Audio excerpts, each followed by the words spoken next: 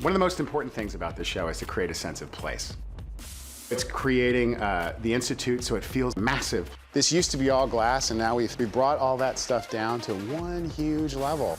It's a beautiful amalgamation of the history of that church and all the technology within it. This is the technology that exists today. So we use these as substations for our guys to track demons. There's one right there.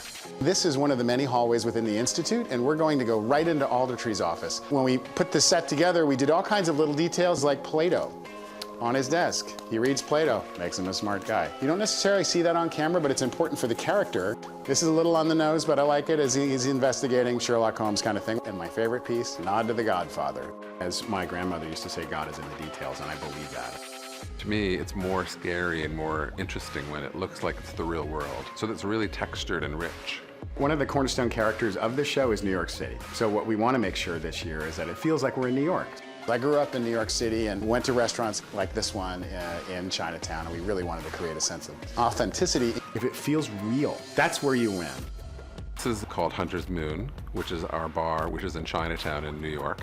There's a beloved character that will be residing in this bar. She works over here, kind of Maya's hero area.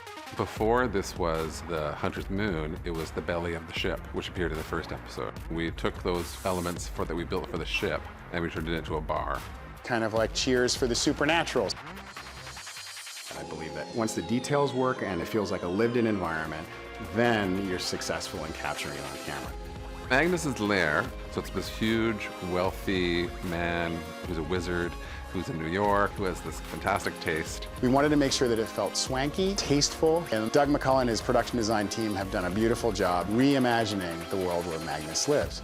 We've expanded the sets, we've created texture, we're shooting it differently, we're using foreground. Anytime that you see a scene, it's going to be framed unexpectedly. In the end of the day, this year is about giving the show more drive, more cylinders, and letting the actors do their thing. Shadowhunters premieres Monday, January 2nd, 8/7 Central on Freeform and the app.